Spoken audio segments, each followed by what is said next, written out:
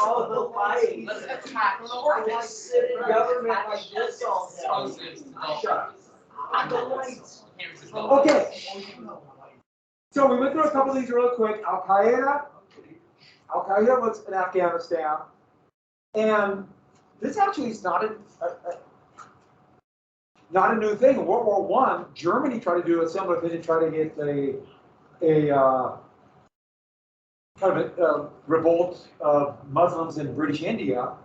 And the British also recruited various Arabs from, let's say, Morocco to go fight against the Ottoman Empire. So it's not like this is a new thing. But Al-Qaeda, the CIA supplied them with weapons and arms, but Supplied Al-Qaeda. yeah, we funneled it through whom? Yeah, it was Iraq, wasn't it?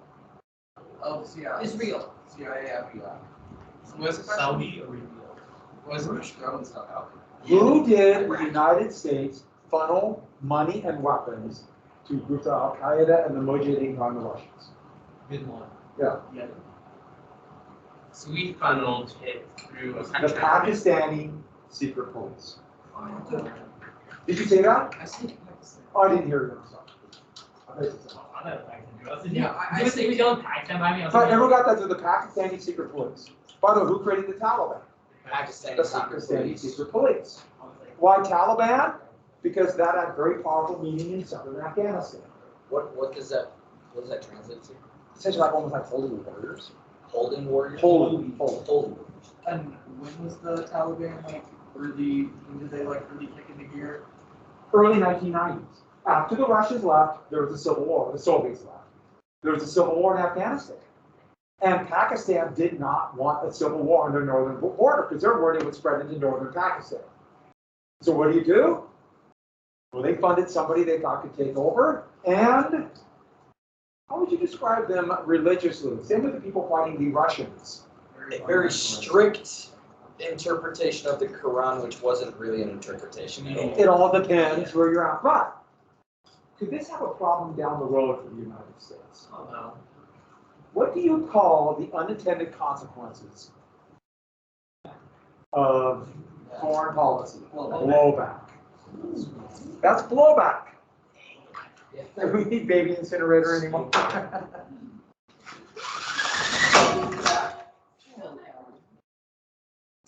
That is really funny and very dark. I can take a The hand. bad one, isn't it? The bad one's like Huh? All of them. no, the blue one's the worst. Which one's the most? The blue one. What? What are you talking about? Of the maps. Of the baby incinerators? You know, we'll go with that. Yeah, which one is the the largest, most? It's got the Most most force lethal. behind Oh, it. the one, the blue lethal. one. This one is No, definitely, that would be illegal. In 5 states. Which states? Which states would it be? You don't know. Wyoming. Okay, One's orange. No, Wyoming's kind of like the that. other 49. That's where they're all manufactured. All right, so we covered Afghanistan, but Al-Qaeda, why did they join the Taliban? When did they join the Taliban? Why did the Taliban shield them? Yes. Yeah, they were helping the Taliban in the Civil War. Who were the Taliban fighting? The Northern Alliance. After September 11th, what did the United States do? The United States did not invade like you would think an invasion would be. We picked a side in the Civil War. They knew they needed the U.S. help to stay in power, and then we just didn't leave. So it's not an invasion like you think, like storming the beaches of Normandy. It was, we just kind of stayed. Iraq was an invasion.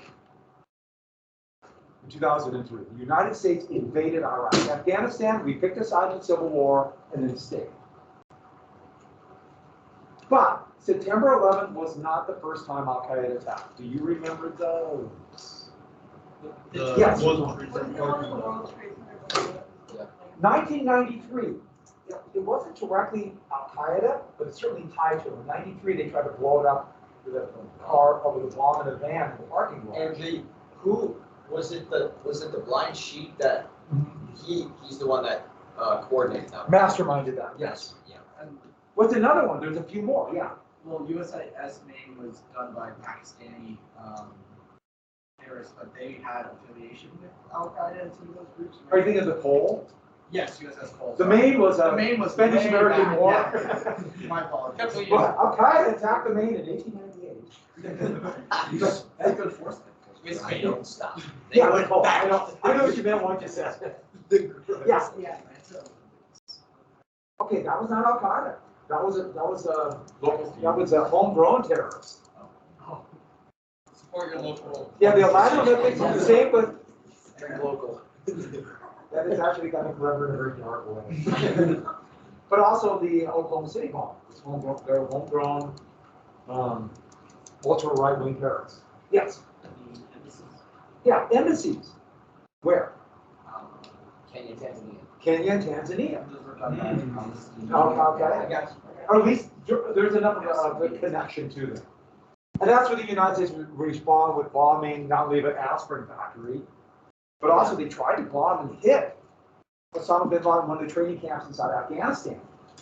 But they missed. But that one you knew it was going to miss because it was just cruise missiles. You know what a cruise missile is? Well, let me answer the questions. Yeah. Kenya and Tanzania, those were done, obviously, well, they were done within like 5 minutes of each other. Yeah, it was obviously planned together. Yeah. So they're very coordinated. Yeah.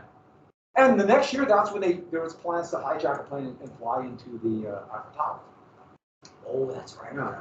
So they knew about flying it. That's why it was such a monumental screw up. Yeah. When you had all of a sudden these strange men getting flight training. You should put that together. Or the guy that just went straight to the So, 747. Did they, I know this is a little off topic, did they ever find out if the anthrax stuff? No. Or not? It's never been found out. So I had a student in my class, well, brother and sister, but at different times, but their mom worked at one of the labs where they think of anthrax having been taken. And she was there in Washington, D.C. The anthrax happened right after. That was so scary, not because of the, it was pretty hard to get anthrax poisoning. You get the powder, you have to breathe in a lot. But it was just like immediately afterwards. And then there's something else happened right afterwards. Anyone know? It's known as the DC Sniper, one of the most infamous serial killers. Where this guy and his stepson rigged up a sniper's nest in the trunk of his car. And they started just picking off people all over Washington, D.C. Really? Yeah. Isn't that one of the Gas station. reasons DC has such strict gun laws now? They had ones before because of high crime, but yeah, that That was like the nail in the coffin. they had a lot of strict crimes, but as the federal restrictions against assault rifles, the DC city government kept those in. Even though assault rifles aren't very good for a sniper bullet, but they're good for putting a lot of bullets out. But all that thing happened at once. I mean, it was kind of shocking. We had the terrorist attacks, we had the cold. There was a threat of a millennial attack on the millennium, after millennium, but it was caught potentially, probably connected to Al-Qaeda, terrorist attack, but they were stopped at the border with Canada. I mean, there were other attacks that happened. And don't forget, we have a whole array of terrorist attacks. All the time, there were terrorist attacks. What was the war where Israel took the Gaza and West Bank? Was it 1967. 7-day war? 6 Day War. 6 day. 6 Day War. And what did the PLO start doing after that?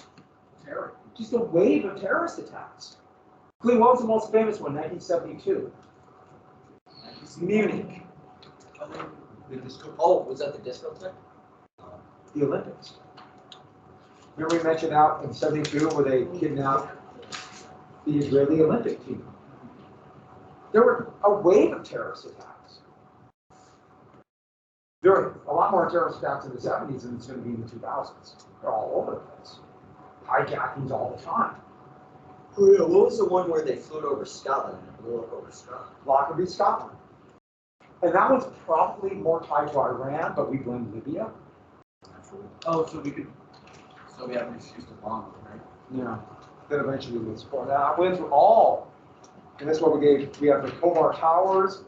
We have, if you look at that field of terrorism, the Iranian Revolution, Iranian hostage crisis. In 1982-83, where were there attacks on the American embassy and American Marine barracks during peacekeeping missions?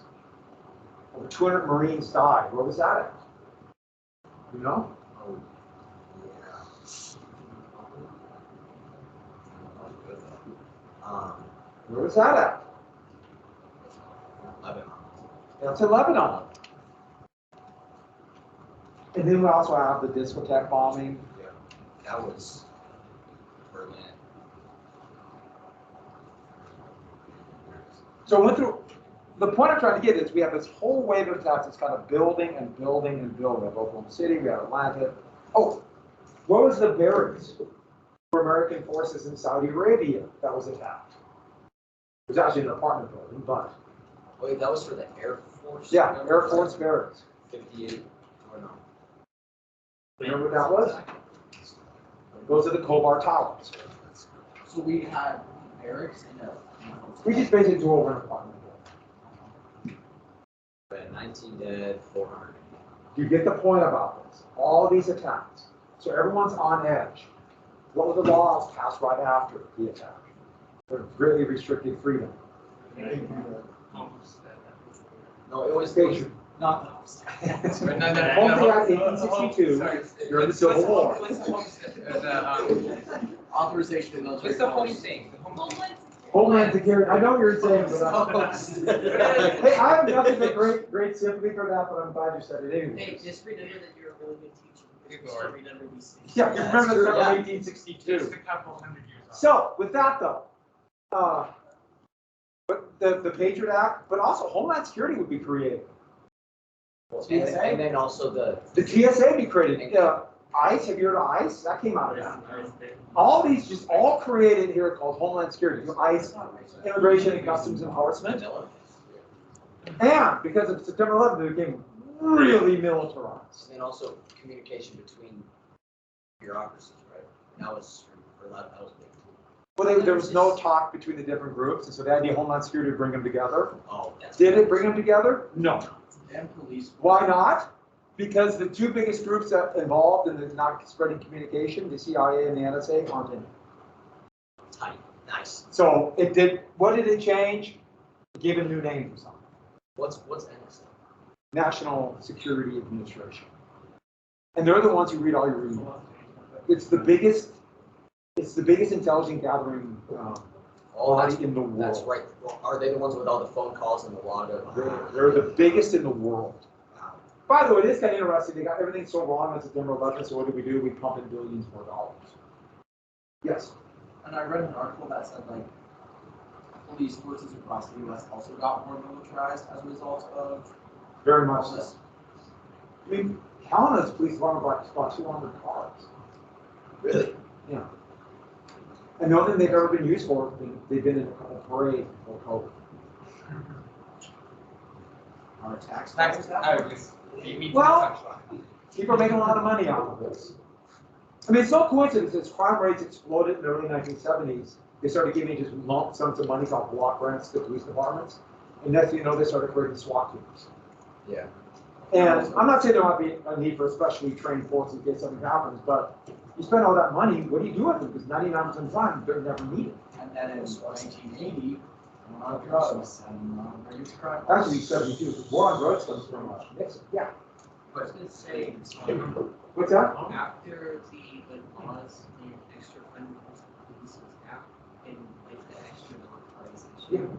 So we got like 49 and actually like base weapons like. Yeah. That's exactly what happened. But also, companies started making these things so that they get an incentive each time somebody buy. What does SWAT stand Special weapons. I can't remember the AAT. I can't remember the A stands for. I gotta look it up. It's been so long. Could be. I think it is Special yeah. weapons assault. Yeah. But the whole thing about them was the case of kidnapping. Right. Yeah. But then it just turned into they got these. They use them all the time. They use them like for drug arrests. Sometimes Right. selling marijuana. And then it's what something. So Now they get to the biggie. What are the 3 reasons Al-Qaeda attacked? What's one reason? Yes. Saddam Hussein? Huh? That one guy. Sheikh Mohammed, Khalid Sheikh Mohammed. Not saying indirectly, yeah. The sanctions on Iraq. The sanctions on Iraq. Now, Saddam Hussein and Al-Qaeda are mortal enemies. By the way, this you will have to know for the test if you're not sure.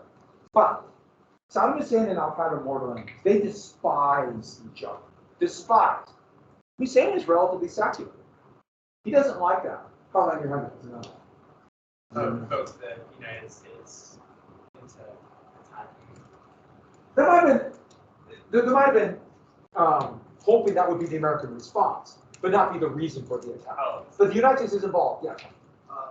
Not recognizing Palestine in action on Yeah, the what's happening with Palestine after the 6-day war in the West Bank, and yeah, long, but it was more complex. But the 6-day war is really you're right. So we got Iraq and Palestine, and then another one. Yeah. Saudi Arabia, U.S. troops in Saudi Arabia. Now, Mecca. now That was that. that is like there's one more thing that fits under that, but it's directly about the United States. What was the United States doing in the Middle East? What kind of governments was the United States We were supporting? in dictatorships. Pretty horrible dictatorships for what? Oil. Oil and power in the Cold War. That's all we cared about. And what proof do we have of that? That's where you get to that. Does that make sense? So the United States was supporting dictatorships. Was there proof of that? Yes. Unfortunately, a lot. And once in 53, when the United States overthrew the democratically elected government in Iran, everything after that, it's all the time. People in the Middle East, they know. They know and talk about it. What were the sanctions in Iraq? After well, let's make sure I get this and I'll tell you the sanctions in Iraq. But make sure we ever got that. The United States was supporting dictatorships and supporting really repressive dictatorships. And as they saw it, that's a direct attack on who we are, an invasion proved by putting troops in Saudi Arabia. I should add, why did Saudi Arabia ever let American troops in? There's a video footage of that. We lied to our team. The very legit video footage of people coming to Saudi Arabia. Was it so? Iraq invaded Kuwait, and the U.S. said that Iraq was amassing tanks to invade Saudi Arabia. So we're going to come in and protect you. So we'll come in and protect. That's how they did it. It was called Operation Desert Shield. Desert Shield. Yeah. But what was it? They just showed pictures of Iraqi tanks massed on the Kuwaiti border and just said it was Saudi Arabia. I don't know if that's The problem with a lie like that is they will find out. And once you lie like that, everything you say from then on, what will people look at you like? question. A liar. Yeah, sure, but what do you really want? And there's an element of that. But let's get back to Iraqi sanctions. Yeah, what were they? So after the 1991 Iraq, right? on Iraq, the United States pushed through the Security Council of the United Nations really heavy sanctions, no trade of almost any kind with Iraq, to try to keep them from building a nuclear bomb. They were trying to build one. But by 1994, they couldn't. Everything had been destroyed. They actually had a nuclear reactor in Western Iraq, but Israel bombed it in 1983. And the ironic thing is that the United States condemned Israel for doing that in 1983. It's so weird how things just kind of spiral around. They're really far behind building a nuclear weapon, but they wanted to. They were on the way. Why did they want a nuclear weapon? Who were they fighting? Or thought they just got done fighting? Russians. Iraq. Iran was fighting Iraq. Yeah. You go to the 3 reasons why. Didn't they just do that? Sanctions, Palestine, and the U.S. was supporting dictatorships in the Middle East. And the big thing about the dictatorships, the proof was that we didn't mean what we said because we sent troops to Saudi Arabia. I learned the whole Mecca. Boy, that was a big deal. Because I just finished a book, Alexander in Arabia, about World War I in the Middle East, and wow, just reading about that. What a big deal it was for the British can't send troops into Medina. We can send an advisor, but not troops, yeah. What was that statistic? I think you might have shown us about like how many people died because of the sanctions and About 300,000 people a year, they said, died in Iraq. Jeez.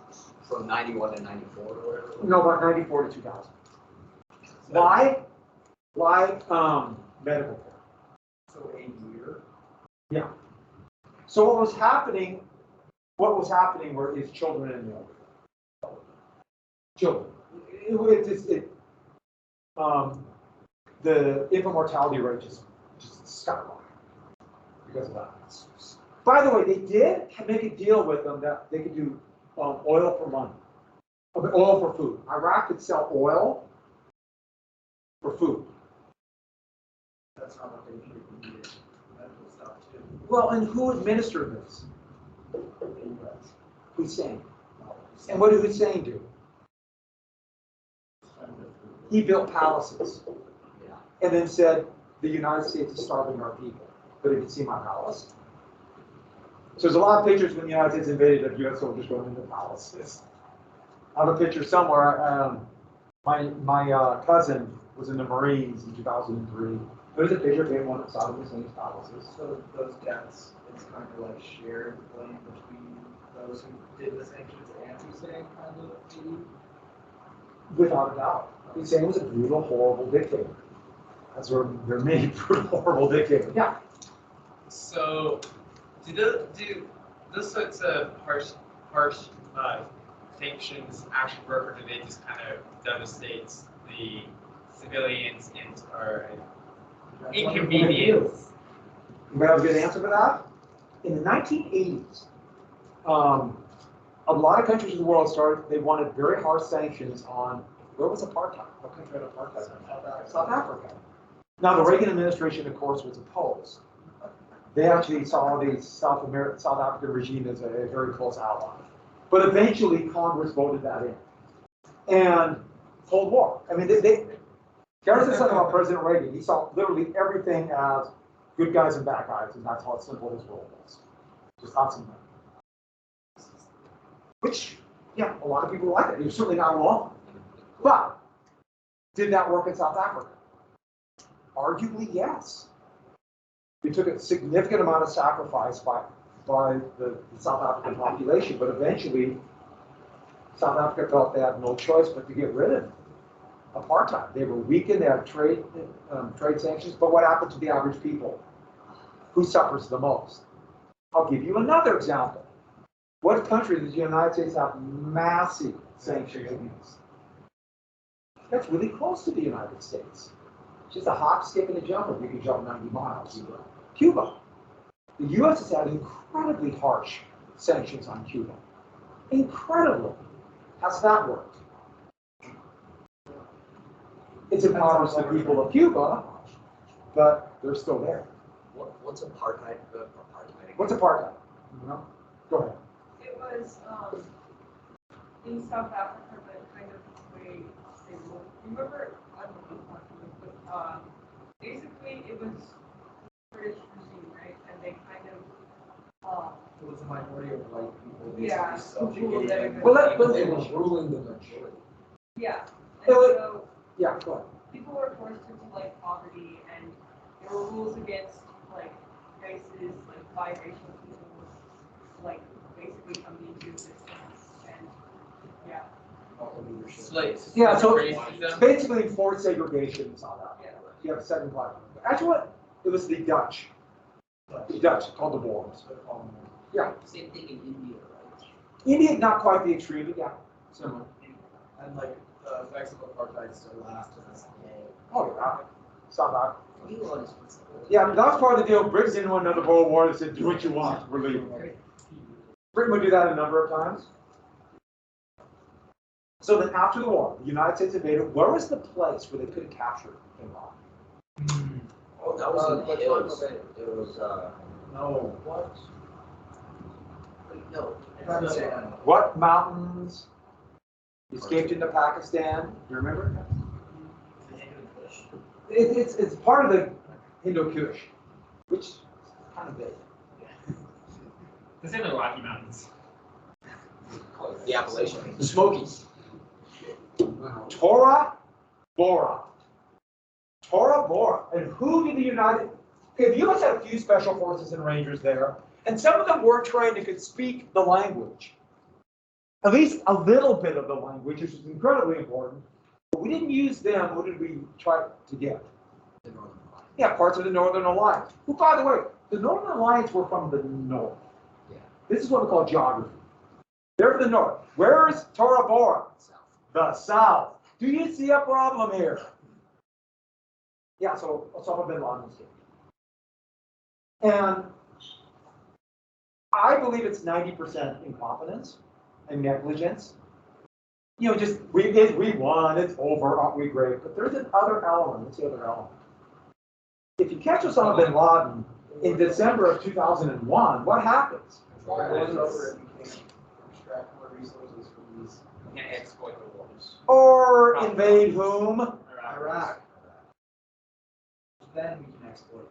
The Secretary of Defense, Donald Rumsfeld, the afternoon after September 11th, he went and said, find what you can to tie Iraq to Al-Qaeda. Yeah. And then Bush would say, a word that begins with F, Hussein. And it wasn't framed. It's a word you probably haven't heard, but sometimes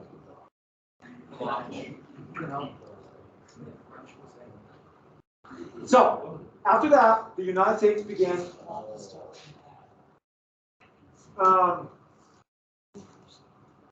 So Afghanistan at least gave the appearance of doing well. The Taliban was beat back. I mean, they were in full retreat. They were willing to surrender and basically said, well, can we just basically surrender and form a coalition government? And what did the United States say? No. That's what we call a terrible mistake looking back. I know hindsight's a beautiful thing, but what a great way to get out.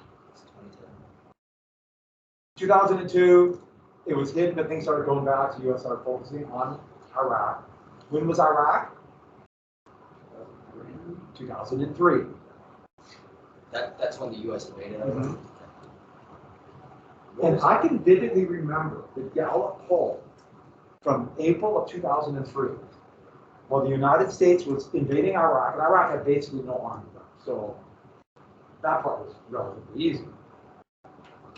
What percentage of the American population believed that Saddam Hussein was behind, or at least part of the September 11th attack?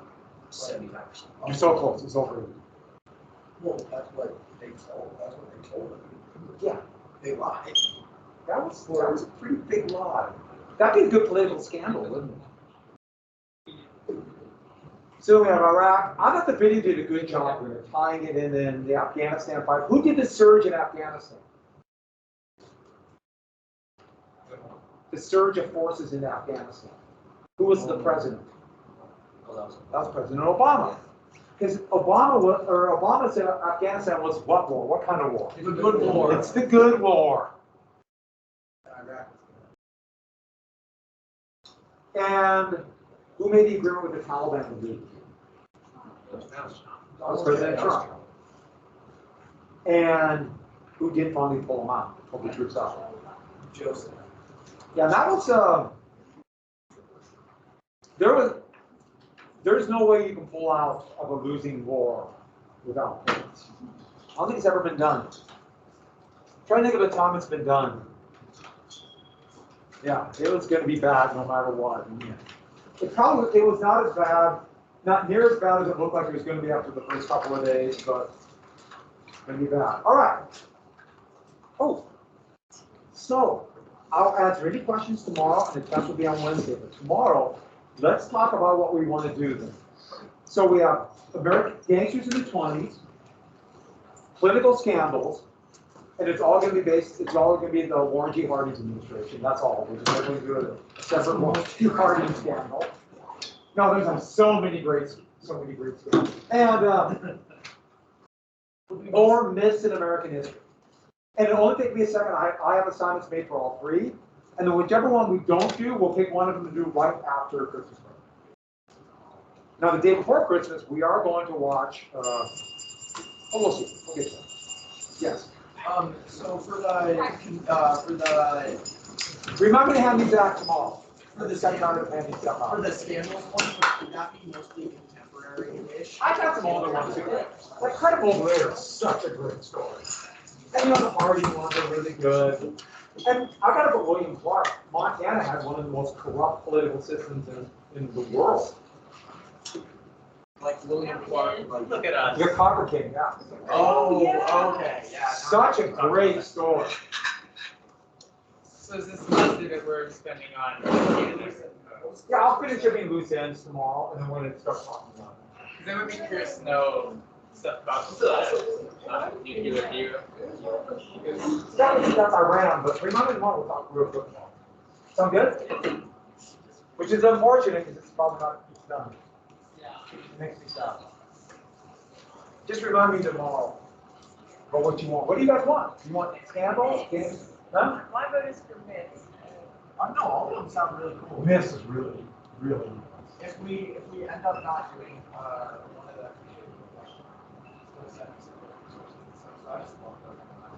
Here's the thing. Let's say we don't get one. We'll probably always be more. We could also be next. Yeah. So that's something to think about. But we could totally different thing.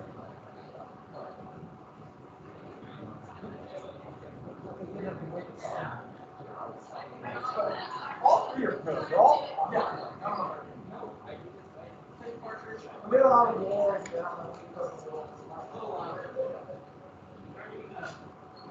I got busy talking about tomorrow.